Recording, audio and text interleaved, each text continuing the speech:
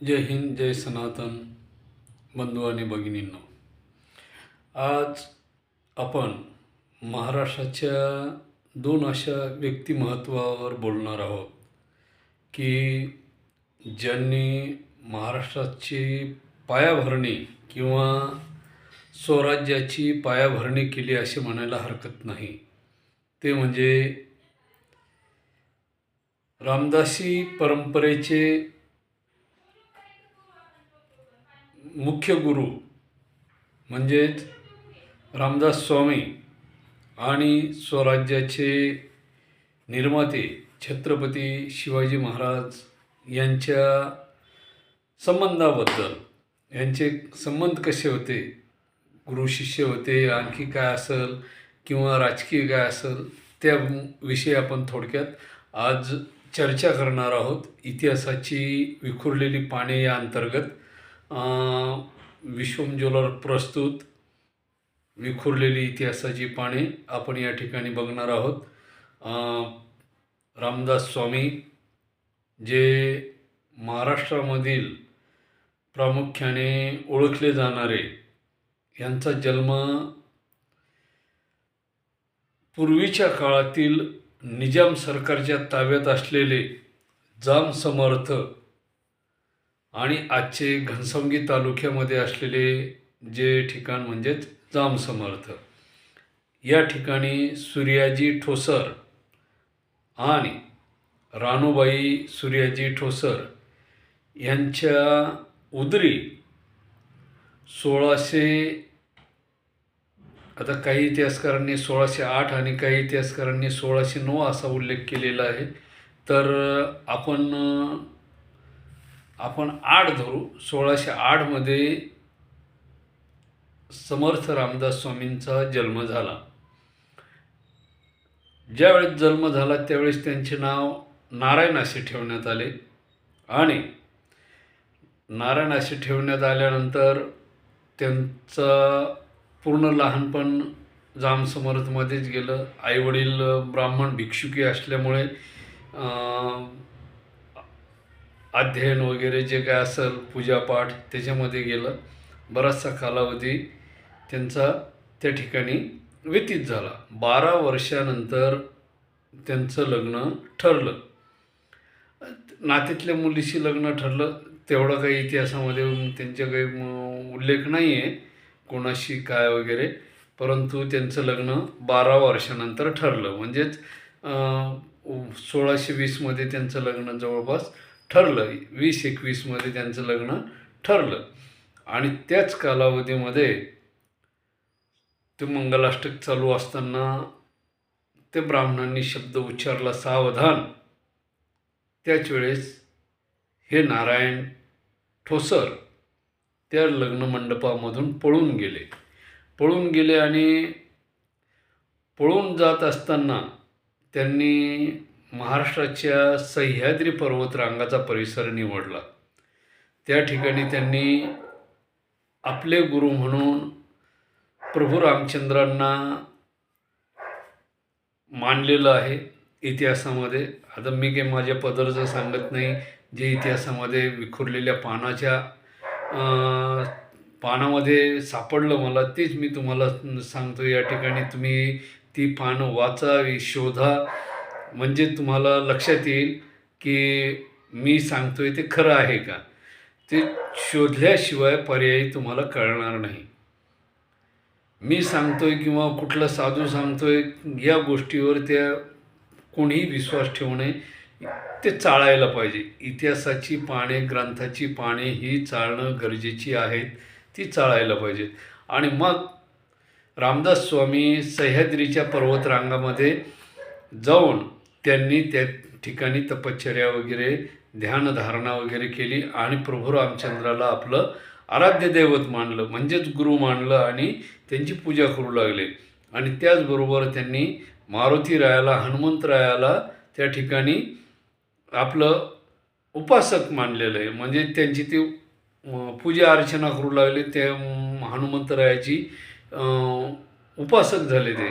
आणि ज्या घरी भिक्षा मागायला जायचे त्या ठिकाणी त्यांनी एक विशिष्ट प्रकारचा उद्घोष वाक्य करायला सुरुवात केली. जय जय रघुवीर समर्थ किंवा श्रीराम जय राम जय जय राम असे त्यांनी त्या भिक्षा मागताना ते शब्द उच्चारायचे. त्यांनी आपल्या वस्त्राचा कमीत कमी वापर केलेला आहे. एक शरीराभोवती लंगोटी, अंगावरती एक भगवं वस्त्र, झोळी, त्याच्यानंतर कुबडी, फावडी, कमंडलू अशा पद्धतीचं त्यांचं साधं राहणीमान होतं. म्हणजे वस्त्राचा आणि शरीराचा काही संबंध नाही अशा स्वरूपाचं त्यांचं त्या ठिकाणी वागणं होतं. ते रामदासी स्वरूपाचे, म्हणजे त्यांनी तो पंथ निर्माण केला रामदासी. आणि त्याच काळामध्ये 1630च्या काळामध्ये छत्रपती शिवाजी महाराज यांचा जन्म शिवनेरी किल्ल्यावर जिजामातेच्या उदरी, शहाजीराजांच्या आणि जिजामातेच्या उदरी त्या ठिकाणी त्यांचा जन्म झाला शिवनेरी किल्ल्यावर. आणि त्याच काळामध्ये दोन ह्या अद्वितीय शक्ती परस्पराच्या नकळत त्या सह्याद्रीच्या परिसरामध्ये वावरू लागल्या म्हणजे त्या ठिकाणी त्या दोन्ही शक्ती कार्यरत झाल्यात. एक धर्मरक्षणासाठी शस्त्र हातात घेऊन आणि एक धर्मरक्षणासाठी भगवी वस्त्र धारण करून, दोन्ही शक्ती वेगवेगळ्या स्वरूपामध्ये त्या ठिकाणी वावरू लागल्या. आता काही इतिहासकारांचं म्हणणं आहे की रामदास स्वामींनी आदिलशहाबरोबर मैत्री केली वगैरे, ते त्यांचे हस्तक होते, त्यांचे जे काय असेल ते. प्रत्येक इतिहासकार हा आपलं डोकं लावतो. पण मी ज्या इतिहासाची पानं वाचली त्याच्यामध्ये असं लक्षात आलं की रामदास स्वामी हे हनुमंताचे भक्त होते आणि त्यांनी प्रत्येक गावामध्ये मारुतीरायाचं, हनुमंतरायाचं मंदिर उभारलं. प्रत्येक शाळा गावामध्ये ज्याला आपण आखाडे म्हणतो, आखाडे पद्धत ही जी सुरू झाली ती त्याच ठिकाणी, आणि त्याला आपण तालीम म्हणतो आजच्या भाषेमध्ये, किंवा पूर्वीच्या काळामध्ये सुद्धा तालीम म्हणत असतील. परंतु त्या पद्धतीने त्यांनी व्यायामशाळा सुरू केल्या आणि त्या व्यायामशाळेच्या माध्यमातून त्यांनी समाज संघटित करण्याचं कार्य त्या काळामध्ये केलं. आणि जे समाजकार्य त्या पद्धतीचं त्यांनी एकत्रित करण्याचं काम केलं. आणि त्या तडफदार कर्तबगार तरुणांना त्यांनी शिवरायाच्या स्वराज्याच्या सैन्यामध्ये भरती होण्यास प्रोत्साहन दिलं. सांगितलं की बाबा, आपला धर्म आणि आपलं स्वराज्य हे छत्रपती शिवरायाच्या मार्गदर्शनाखाली निर्माण होणार आहे. त्यासाठी तुम्ही काय करा, हिंदवी स्वराज्याच्या रक्षणासाठी, हिंदवी स्वराज्याच्या निर्मितीसाठी काय करा, छत्रपती शिवरायाच्या सैन्यामध्ये सामील व्हा.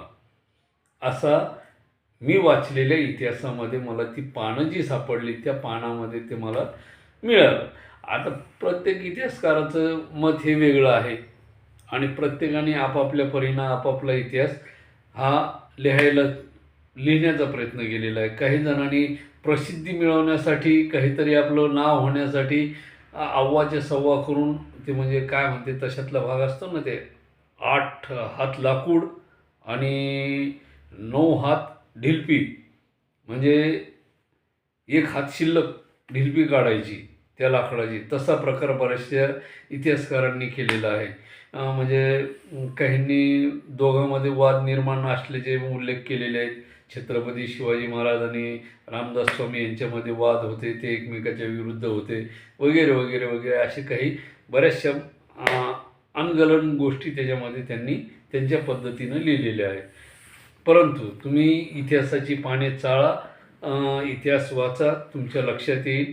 आणि 1673ला परळीचा किल्ला, सातारा जिल्ह्यामध्ये परळीचा किल्ला म्हणून एक ठिकाण आहे, तो छत्रपती शिवाजी महाराजांनी 1673मध्ये जिंकला.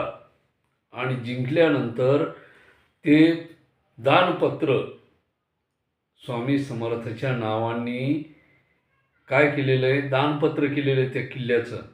आणि सज्जनगड स्वामी समर्थांना दान दिल्याचं पत्र रायगडावरून छत्रपती शिवाजी महाराजांनी सज्जनगडावर पाठवलं. आणि तो पूर्ण सज्जनगड म्हणजे परळीचा किल्ला हा स्वामी समर्थाच्या ताब्यात दिला. आणि त्या किल्ल्याभोवतीचा जो परिसर आहे, त्या ठिकाणचा जो काही महसूल वगैरे, शेतसारा वगैरे जो काही असेल, तो सज्जनगडाच्या मालकीचा ताब्यात दान देण्यात आलेला आहे. तिथला महसूल जे काही उत्पन्न आहे शेतकऱ्याचं, ते त्या सज्जनगडाला दिलं जायचं आणि त्या ठिकाणचा सज्जनगडाचा कारभार पूर्ण तिथल्या महसुलावर चालायचा. म्हणजे जे अन्नधान्य वगैरे काही जमा व्हायचं, त्या अन्नधान्यावर त्या किल्ल्यावरची देखभाल वगैरे व्हायची. किंवा त्या किल्ल्यावर जे महिला, स्त्री, पुरुष जे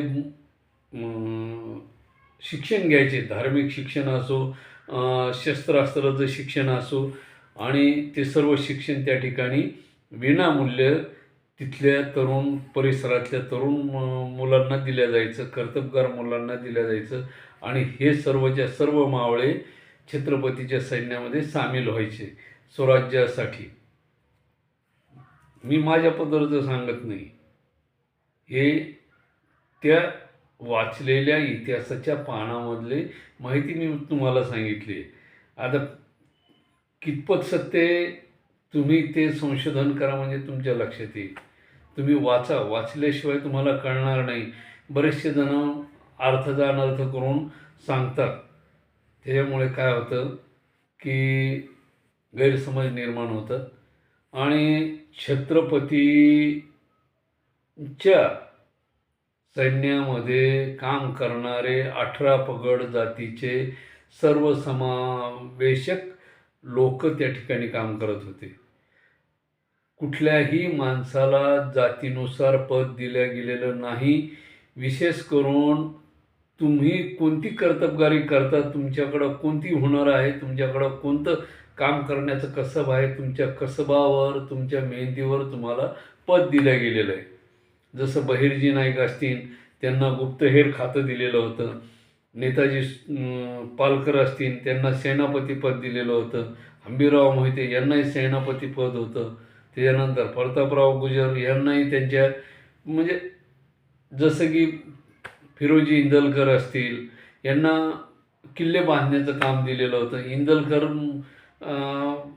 जे शिलेदार होते, त्यांना किल्ल्याची बांधकामाची तंतोतंत माहिती असल्यामुळे त्यांना किल्ले बांधण्याचं परिपूर्ण काम त्यांच्याकडं होतं. म्हणजे हे असे ठराविक लोकांना त्यांनी त्यांच्या हुनरीनुसार काम दिलं होतं. आता त्या प्रतापगडाच्या प्रसंगाच्या वेळी एक अपंग माणूस असतो, त्याच्या बुद्धिमत्तेची पारख करून छत्रपतींनी अपंग असताना सुद्धा त्याला आपल्या स्वराज्याच्या सैन्यामध्ये सामील करून घेतलं होतं. फक्त काय करायचं, तो माणूस झाड तोडायचा, पण ते झाड असं तोडायचं की ते झाड जागची जागेवर उभं राहायचं. म्हणजे तोडलं तरी ते झाड असं सरळ उभं राहायचं. म्हणजे एवढी कला त्या माणसामध्ये होती. नुसते झाडं नंतर आडवी करायची, धक्का मारला की झाडं आडवं व्हायचं. म्हणजे एवढी कला त्या माणसामध्ये होती. असे ठराविक लोक त्यांनी आपल्या सैन्यामध्ये सामील करून घेतलेले होते. फक्त कर्तबगार तुमची काय आहे त्यानुसार.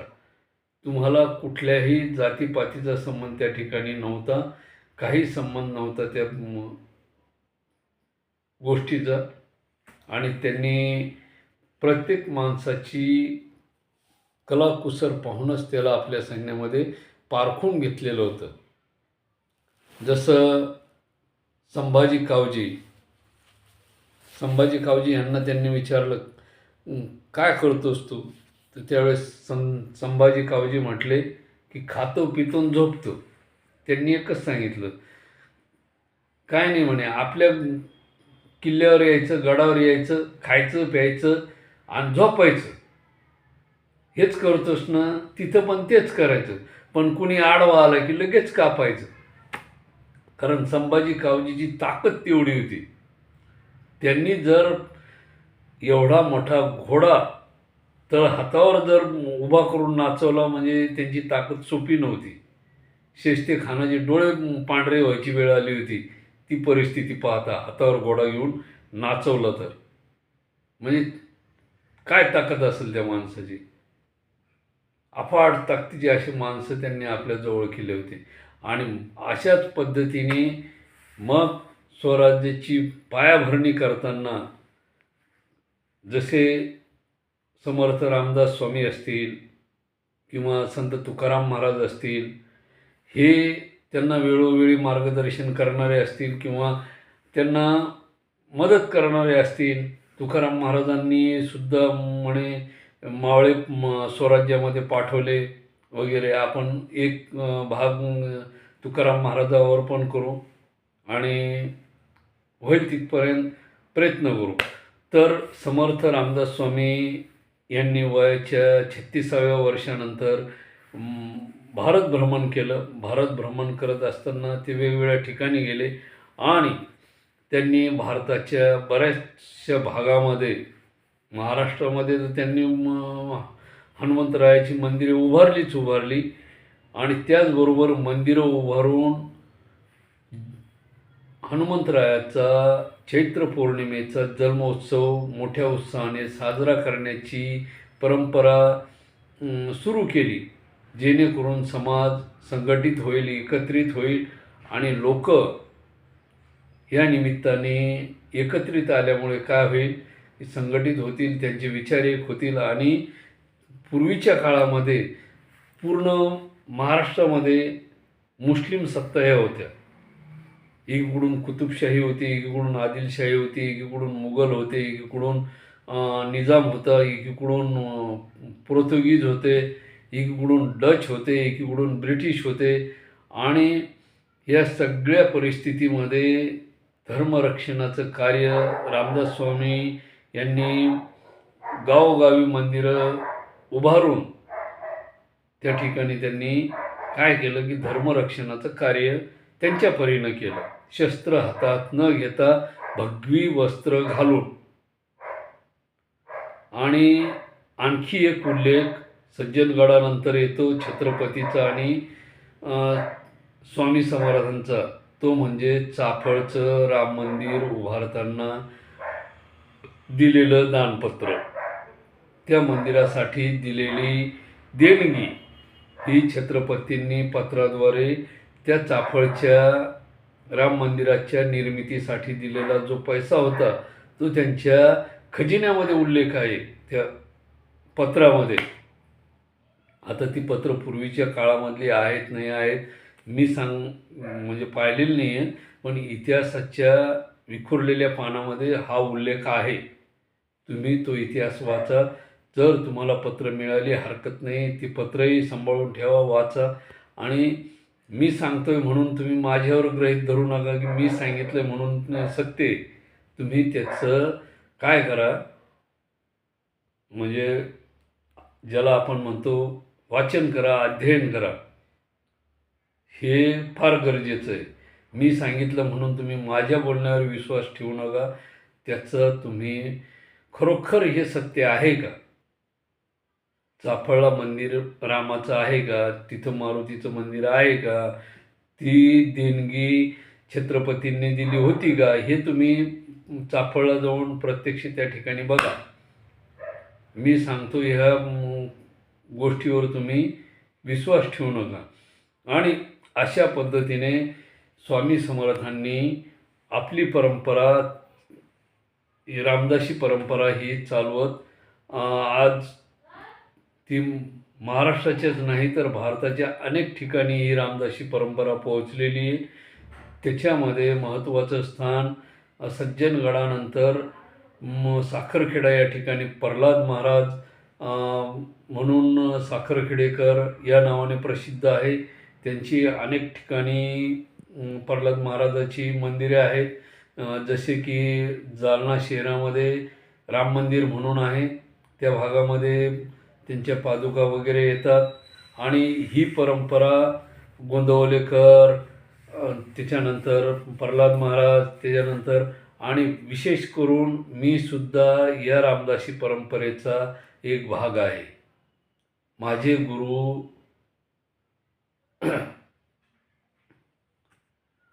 हे हिंगोली शहरातले आहेत, ज्यांचं मी म्हणजे सांगताना मला हृदय भरून यायला लागलं आहे की काय असतं. आज ते त्यांना जवळपास 5-6 वर्ष झाले शिव झालेत. आणि त्या आठवणीनं मी गहिवरून गेलो. महत्त्वाचा मुद्दा असा आहे की आमची योगायोगाने संभाजीनगर या ठिकाणी भेट झाली होती. मी गुरु करण्यासाठी म्हणजे प्रयत्न चालू होते. आणि बऱ्याचशा गुरूंना मी म्हणजे जे महाराज लोक वगैरे होते त्यांना सांगितलं की बाबा मला आणि माझ्या परिवाराला दोघालाही पती पत्नीला एकच गुरु करायचा आहे. आणि विशेष म्हणजे माघ शुद्ध दशमी पाहुणी गुरुवार केला अंगीकार तुका म्हणे. तुम्ही जर मला माघ शुद्ध दशमीला गुरुवारी जर गुरुमंत्र देत असाल पहाटे 4, 4:30, 5च्या दरम्यान, तर मी गुरुमंत्र घ्यायला तयार आहे. माझी प्रत्येक गुरुला हीच आठ होती. आणि योगायोगाने आम्हाला आमचे गुरु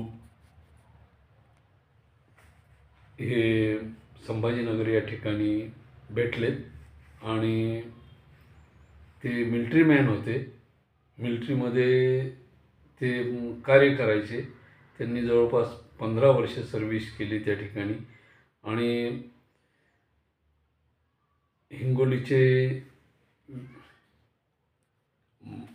त्यांना जोशी महाराज म्हणूनच ओळखलं जायचं. आणि त्यांचा फोटोसुद्धा माझ्याकडं आहे. आणि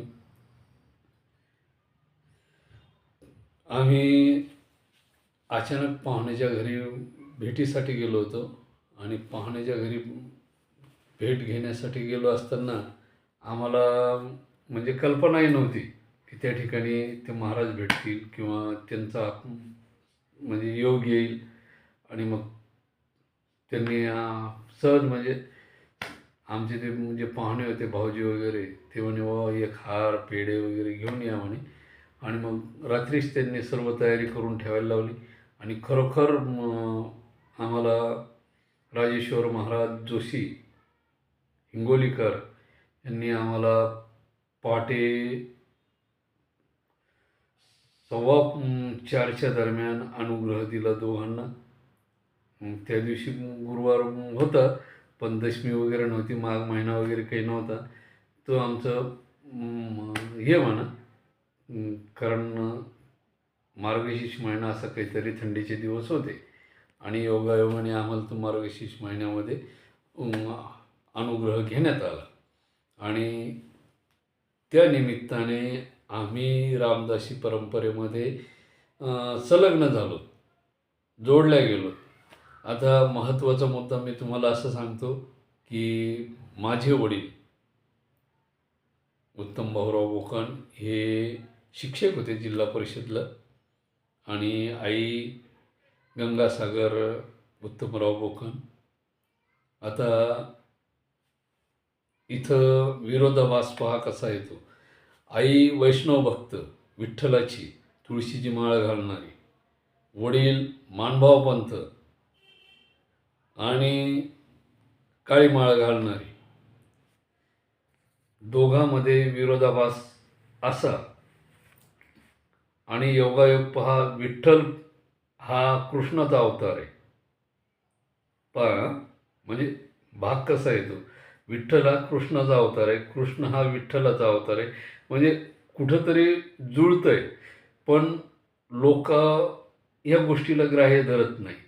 मग आमच्या वडिलांनी त्यांच्या गुरूंना एक दिवस असाच प्रश्न विचारला की विठ्ठल आणि कृष्ण, ते म्हणे वेगळा काहीच नाही, दोन्ही एकच आहे.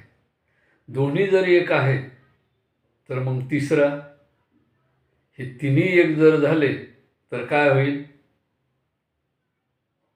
त्रिगुणात्मक त्रिदत्त हा जाणा अशातला भाग तो होतो. म्हणजे विठ्ठल, श्रीकृष्ण आणि राम म्हणजे हे तिघही एक झाले. काय झालं? एक झाले. म्हणजे एकाच घरामध्ये तिन्ही गोष्टी एकत्रित आहेत. आणि आजही आम्ही या तिन्ही गोष्टीला मानतो. कारण तिन्ही गोष्टी ह्या विष्णू परमात्म्याचेच अवतार आहेत.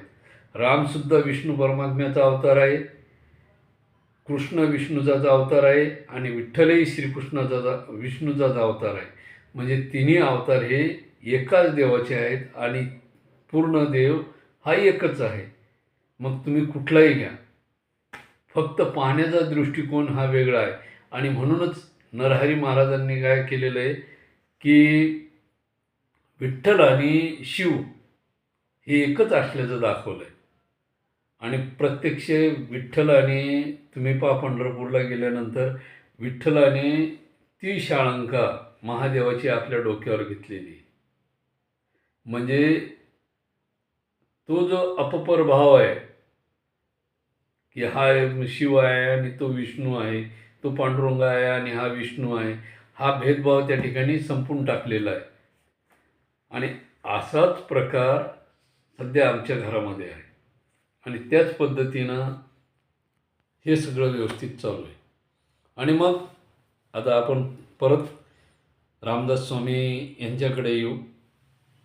आणि मग हा जो प्रवास होता, यांनी भारताच्या प्रत्येक कानाकोपऱ्यामध्ये जाऊन धर्मप्रचार आपल्या परीने केला. आणि त्या काळामध्ये एवढ्या विरोधी सत्ता असताना स्वामी समर्थांनी धर्मप्रचार हा कायमस्वरूपी ठेवला. त्याच्यामध्ये काही अडीअडचणी आपल्या लोकांनी सुद्धा त्यांना केल्या. त्याच्यामध्ये एक असा उल्लेख आहे की पैठणला आल्यानंतर त्यांना काही लोकांनी, जे कर्मकांड करणारे वगैरे होते, त्यांनी प्रश्न विचारला की म्हणे तुम्ही संन्यासी आहात, तर मग तुमच्याकडं कुबडी फावडी हे कशासाठी? आणि तुमचा या कुबडी फावडीशी काय संबंध? तुम्ही संन्यासी, तुम्हाला काय गरज आहे म्हणे? तुम्ही वस्त्रच जर परिधान केले नाही तर तुम्हाला या कुबडी फावडीची काय गरज? मग त्यांनी ते त्यांच्या परीनं सांगितलं किंवा कुबडी आणि फावडी हे त्यागाचं आणि ज्ञानाचं प्रतीक वगैरे आहे. त्यानंतर त्यांच्याकडे गुल्हेर सापडली. गुल्हेर सापडल्यानंतर लोक आणखीच त्यांना चिडवू लागले, कर्मकांड करणारे. ते म्हणे हे कसं शक्य आहे म्हणे, तुम्हाला गुल्हेर काय करायचे म्हणे, तुमचा गुल्हेरशी काय संबंध आहे म्हणे, तुम्ही संन्यासी, मग तुम्हाला गुल्हेरची काय गरज आहे? तर ते म्हणे काय नाही म्हणे, हिस्त्र पशु अरण्यामध्ये जर समजा धावून वगैरे आले तर त्यांना भीती दाखवण्यासाठी ही गुल्हेर आहे. तर मग त्या पैठणच्या वाळवंटामध्ये ते स्नान करून बाहेर आले होते. त्यावेळेस हे कर्मकांड करणाऱ्या लोकांनी त्यांना अडवलं आणि प्रश्न विचारायला सुरुवात केली होती. तर मग त्याच्यामध्ये एक कर्मकांड करणारा जो व्यक्ती होता त्याने सांगितलं म्हणे, संन्यासी बुवा म्हणे, ही आकाशामधून चालणारी जी घार आहे, तुमचा निशाणा तिला लागू शकतो का म्हणे? ते म्हणे साहजिक आहे म्हणे, सहज लागू शकतो म्हणे. आणि यांनी आपल्या गलोरमधून त्या घारेला निशाणा मारला आणि ती घार खाली पडली. नंतर या कर्मकांड करणाऱ्या लोकांनी त्यांना परत उलट प्रश्न केला, तुम्ही संन्यासी कसे म्हणे, ती घार तर मेली म्हणे, ती जीव हत्या घेतला म्हणे तुम्ही. हे म्हणे घार मेली कुठं आहे म्हणे, हे आपले जवळ गेले, यांनी आपल्या कमंडलूमधलं पाणी घेतलं आणि त्या घारीच्या अंगावर टाकलं. सांगितलं म्हणे, बाई आपल्याला आपल्या पिल्लाजवळ जायचं आहे म्हणे. घार खडकन उठली आणि लगेच उडून आकाशामध्ये गेली. म्हणजे मी माझं सांगत नाही, हे जे काही मी इतिहासाची पानं वाचली त्याच्यामध्ये उल्लेख आहे. आणि एवढ्यावर त्या ठिकाणी थांबले नाही, त्यांनी ते सजीव करून दाखवलं त्या घारीला आणि बिचारी उडून आकाशामध्ये गेली. आणि मग त्या ठिकाणी सर्वच्या सर्व कर्मकांड करणारे ठप्प झाले. म्हणजे प्रत्येक वेळेस कुणी ना कुणी आडकाठी करणारे लोक त्या काळामध्ये होते. छत्रपतींना होते, जसे चंद्रराव मोरे होता, खंडोजी खोपडा होता, रांजेचा पाटील होता. म्हणजे हे असे लोक पूर्वीच्या काळामध्ये पूर्वीपासून चालत आलेले. ते आडाआडी करणार, आडवे येणार, मार्ग अडवणार, नाव ठेवणार, हे असे प्रकार त्या पूर्वीच्या काळामध्ये होते, आताच्या काळामध्ये होते आणि आहेत. काल परवाच एक जण मला भेटला, काय राव म्हणे तुम्ही व्हिडिओवर काही टाकता म्हणे. म्हटलं काय टाकलं बाबा मी? नाही म्हणे तुमचे व्हिडिओ जरा म्हणजे असे उग्र स्वरूपाचे वाटतात म्हणे. अरे म्हटलं मी काही बोललोच नाही ना त्यात. काही सांगितलं असेल तर मग चुकीचं सांगावं म्हटलं. मी इसवी सन तारीख वगैरे सांगतो म्हटलं. त्या हिशोबाने जर समजा काही चुकीचा एखादा शब्द बायचानं जाऊ शकतो म्हणा रागाच्या भरामध्ये. काय असतं की आपलेच लोक ज्यावेळेस आपल्या विरोधात जातात त्यावेळेस माणसाला राग येतो, साहजिक आहे. परंतु ह्या गोष्टी सत्य आहेत असं मी म्हणण्यापेक्षा तुम्ही इतिहासाची पानं चाळा, इतिहास वाचा, ग्रंथ वाचा. आपल्या पूर्वजांनी काय लिहून ठेवलं आहे, काय तयार करून ठेवलं आहे, फक्त तुम्हाला त्याचा अभ्यास करायचा आहे आणि तुम्हाला त्याचं ज्ञान मिळवायचं आहे. मंथन करा तुम्ही. जोपर्यंत मंथन करणार नाही, चर्चा करणार नाही. पूर्वीच्या काळामध्ये चर्चा व्हायची, मंथन व्हायचं. धर्म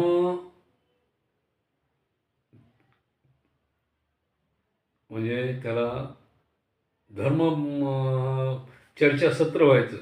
धर्माविषयी माहिती विचारल्या जायची, एकमेकाला सांगितलं जायचं. एवढंच नाही तर गार्गी आणि जी महिला होती गार्गी, तिने ऋषींबरोबर चर्चासत्र केलेलं आहे. धर्मचर्चासत्र म्हटलं जातं. किंवा जनक राजाच्या दरबारामध्ये ऋषीमुनींचं धर्मसत्र व्हायचं. त्या ठिकाणी ते चर्चा करायची व आपल्या धर्मात हे असं सांगितलेलं आहे. म्हणजे दक्षिण भारतामधले उत्तर भारतात जायचे, उत्तर भारतातले दक्षिण भारतात यायचे आणि त्या ठिकाणी एकमेकाच्या परंपरा सांगितल्या जायच्या. उत्तर भारतामधल्या लोकांनी दक्षिण भारतातल्या पंडिताशी चर्चा करायची व आपल्या धर्मात असं सांगितलं आहे, तसं सांगितलं आहे, तुमच्या दक्षिण भारतात कसं आहे.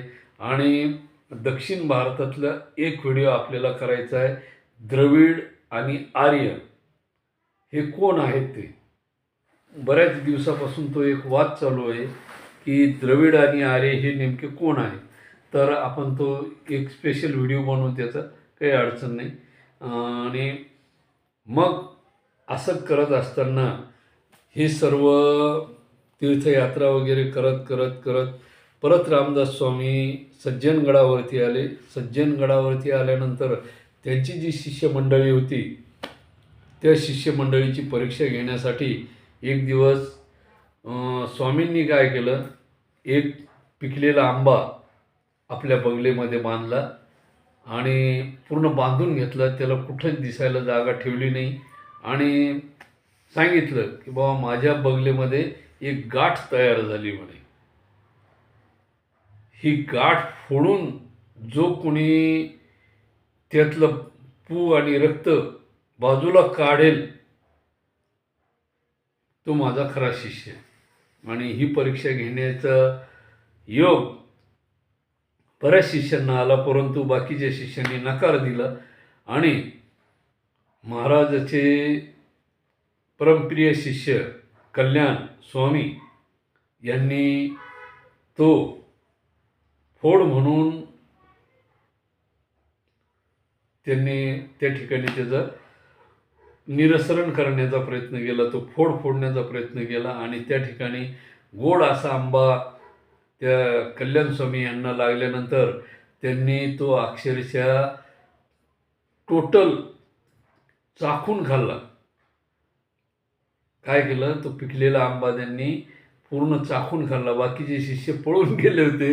अक्षरशः त्या ठिकाणी कल्याण महाराजांनी हे केल्यानंतर स्वामींनी त्यांच्या हस्ते दासबोध ग्रंथाची निर्मिती त्या ठिकाणी करून घेतली. त्या कल्याण महाराजांच्या हाताने दासबोध ग्रंथ लिहून घेतला.